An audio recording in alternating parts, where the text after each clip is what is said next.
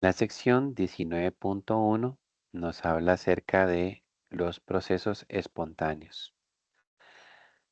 ¿Mm? Y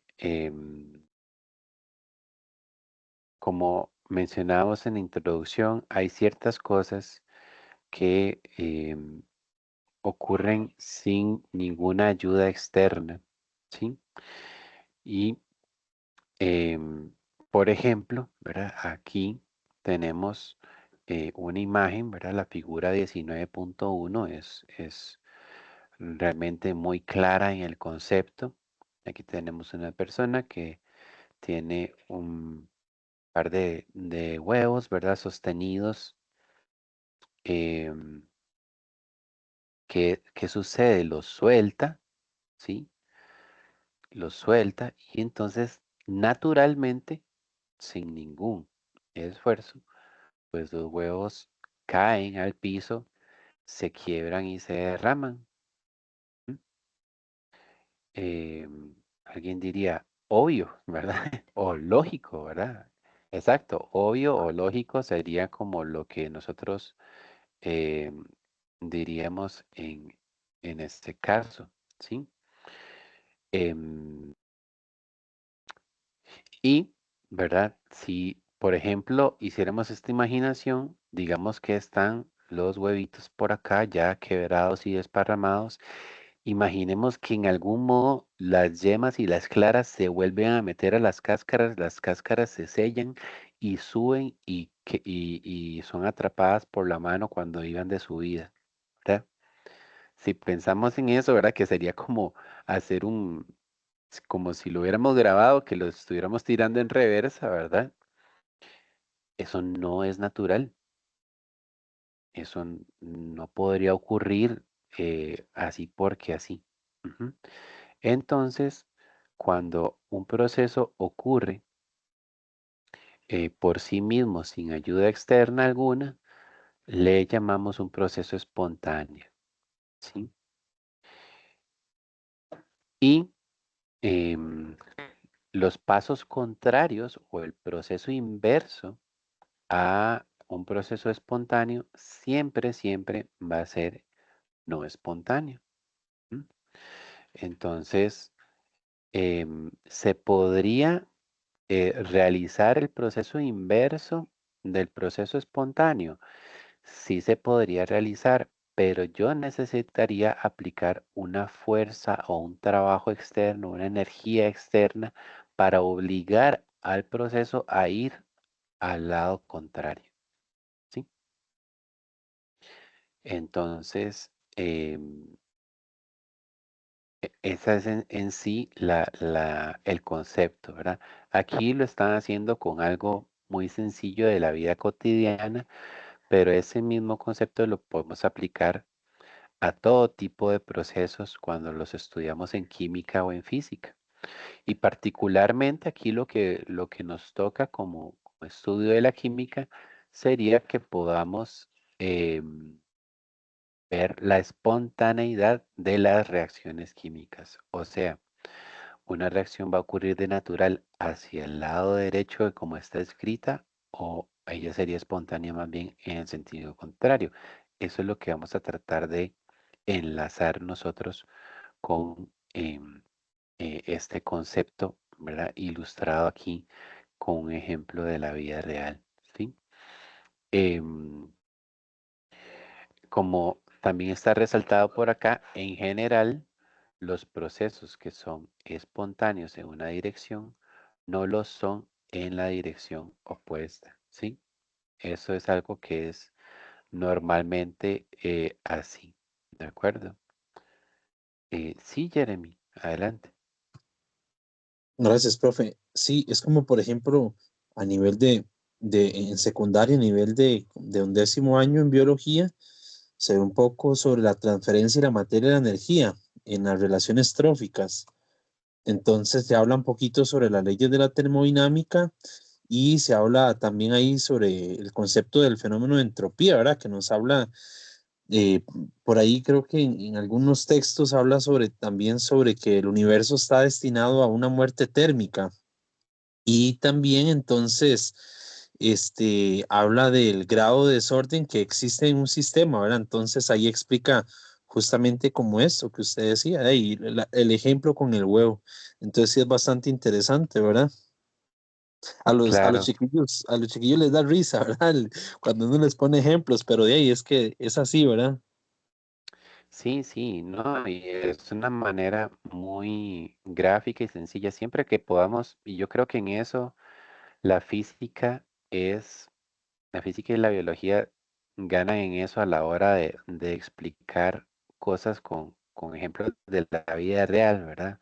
Porque a veces la química es un poco como más abstracta. Pero, digamos, por ejemplo, en física es muy claro que alguien entienda sobre velocidad, aceleración, posición, desplazamiento, ¿verdad? Energía, porque son cosas que las tenemos, ¿verdad? Aquí nos rodean, no necesito un microscopio para hacerlo o ejercer un experimento muy complicado para darnos cuenta, ¿verdad? Pero sí, claro que todo esto de la termodinámica es algo que está presente, como lo decías, desde los organismos vivos a nivel celular hasta en procesos industriales donde se están llevando a cabo grandes transformaciones químicas. ¿Sí? Em, Muchas gracias por esa intervención. Aquí también tenemos otros ejemplos, ¿verdad? Por ejemplo, el hielo. Sabemos que em, se derrite a 0 grados Celsius cuando la presión es la atmosférica. Entonces, em, si la temperatura está por arriba de 0 grados, entonces el hielo se va a fundir espontáneamente. O sea, yo no tengo que provocar algo especial o hacer como algún trabajo obligatorio sobre el hielo para que se funda si la temperatura a la que él está por arriba de la temperatura de fusión, ¿verdad? Entonces va a empezar a adquirir calor de manera natural y pues se va a derretir, ¿verdad? Aquí también en esta figura, que es la figura 19.2, también nos dan otro ejemplo más para que todavía entendamos más a qué nos referimos con espontaneidad. Entonces, aquí tenemos dos recipientes,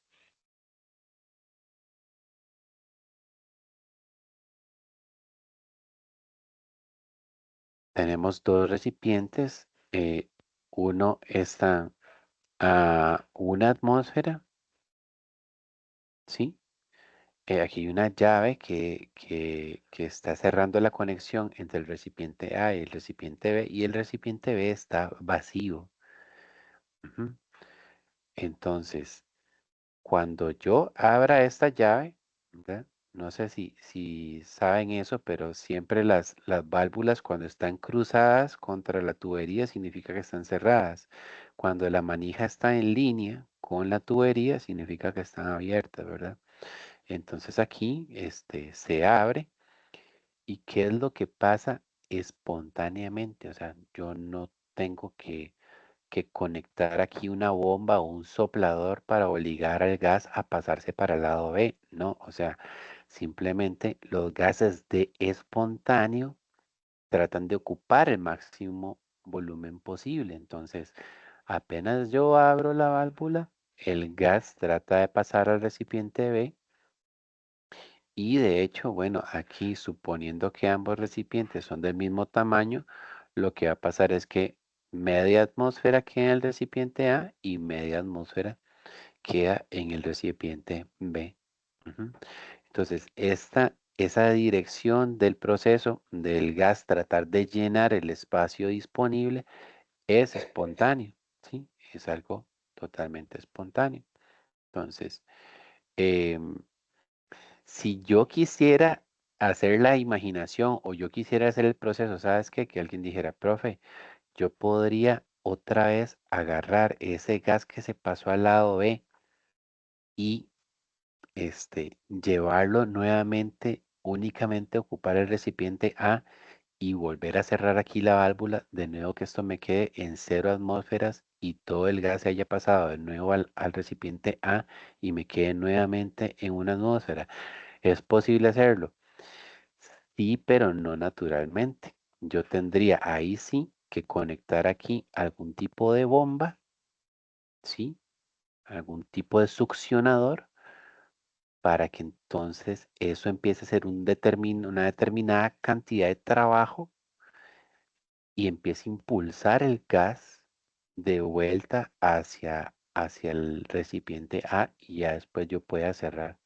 Pero vean que para eso yo necesito aplicar un, un, eh, un esfuerzo, una energía que no es que el sistema lo tiene de natural, sino que yo se lo tengo que brindar externamente. Entonces, al revés, el proceso sería no espontáneo, ¿sí? Entonces, pues eso es algo realmente muy, muy, muy interesante. Es natural, ¿verdad? O sea, lo explicamos y de nuevo alguien diría, pues obvio, ¿verdad? O lógico, pero sí, es algo que ya si lo vemos de esa manera, lo podemos, eh,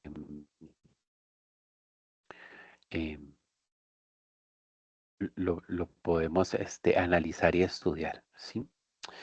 Bien, aquí más adelante, bueno, acá vienen algunos ejemplos, ¿verdad? De, de espontaneidad. Em, Acá, ¿verdad? Ya nos empiezan a hablar de que realmente, em, pues ya si pensamos, ¿verdad? Todos estos ejemplos los entendemos y de nuevo decimos, claro, eso es lo natural que tiene que ocurrir. Pero los científicos y los ingenieros empezaron a tratar de buscar, ¿verdad? ¿Cómo yo puedo entonces, tal vez matemáticamente o por medio de algún valor medible, poder predecir o determinar si algo va a ser o no espontáneo, ¿verdad? Entonces, bueno, básicamente eh, acá, ¿verdad? Lo que nos dicen es, ¿verdad? Que recordemos lo que habíamos visto en termoquímica, ¿verdad? Sobre temperatura, energía interna, entalpía, que son funciones de estado, ¿verdad? O sea que no dependen de cuál sea la trayectoria, sino que una función de estado es una propiedad que solo depende de cuál es el inicio y cuál es el final, y se restan, por decirlo así, los valores iniciales y finales. No se toma en cuenta la trayectoria con la cual se llegó a ese estado final, ¿sí? Em, entonces, bueno, eh, básicamente aquí es como una pequeña introducción a eso, pero ya vamos a ver que es en la sección 19.2 donde la entropía es la que nos va a ayudar a determinar este criterio de espontaneidad. Ujú. Otra cosa es también relacionado con entropía y espontaneidad, lo que se entiende por procesos reversibles e irreversibles. Entonces, eh, un proceso eh, reversible, como lo dice por acá, es una manera específica en la cual un sistema cambia su estado, ¿sí? En un proceso reversible, el cambio ocurre de tal forma que el sistema y el entorno pueden volver a sus estados originales, revirtiendo exactamente el cambio, ¿sí? No siempre esto ocurre, ¿sí? De hecho, tienen que ser muy controladas las condiciones para que uno pueda considerar que el proceso es reversible. Ujú. ¿Qué quiere decir eso? O sea, uno diría, bueno, si aplico 20 joules, el sistema se mueve hacia tal posición y entonces si yo los quito, debería regresar, ¿verdad? Eso es lo que significa un proceso reversible. Ujú. Pero la realidad de muchos procesos es que tú aplicas 20 joules y el proceso se mueve, ¿verdad? Hacia un nuevo estado. Tú quitas los 20 joules y no regresa exactamente al mismo valor. Entonces hay una cierta pérdida ahí, ¿verdad? No es pérdida de energía, porque recuerden que la energía no se crea ni se destruye, ¿verdad? Solo se transforma. Pero en cierto modo vemos que hay algo como que da una cierta ineficiencia en ese retorno. Ujú. Y los científicos desde muchísimos años atrás, ¿verdad? De hecho, de los más importantes fue el científico francés de apellido Carnot, donde hicieron múltiples experimentaciones y vieron de que, o sea, tratando de reversar los procesos y vieron que realmente había como una cierta limitante, ¿verdad? Entonces es realmente sumamente interesante. Entonces lo más común que nosotros tenemos realmente son procesos irreversibles, ¿ok? Que sería exactamente lo contrario, que yo no puedo revertir el sistema y el entorno para que lleguen a, eh, a sus estados originales. Ujú. Entonces, como lo menciona aquí, Carnot descubrió que la cantidad de trabajo que puede extraerse de cualquier proceso depende de la forma en que se realiza el proceso. Concluyó que un cambio reversible produce la máxima cantidad de trabajo que puede realizar el sistema sobre el entorno, ¿sí? O sea, si todo es perfecto, yo tendría ahí la máxima cantidad de energía disponible, pero la verdad es que siempre hay ineficiencias, ¿verdad? Que no nos permiten retornar exactamente a los valores originales, ¿sí? Entonces, ¿verdad? Aquí tenemos em, lo que ya es conocido por nosotros, decía, ¿verdad? Aquí, este cuadrito que tenemos acá, déjenme resaltarlo más bien de esta manera. Este cuadro que nosotros tenemos aquí, normalmente le llamamos frontera, ¿sí? La frontera del sistema. Todo lo que esté adentro de la frontera se llama sistema y todo lo que esté por fuera del sistema se conoce como el entorno o los alrededores. Siempre que estamos en termodinámica tenemos que establecer cuál es nuestro sistema, o sea, tenemos que delimitar una frontera. Esa frontera puede ser imaginaria o puede ser en verdad eh, un límite físico. Por decir algo que nosotros estamos estudiando un reactor químico. Ese reactor tiene unas paredes. Profe, disculpe, pero tienes el micrófono apagado. No, sí se escucha. Bueno, yo sí lo escucho. Y ahorita sí está activado, Janet.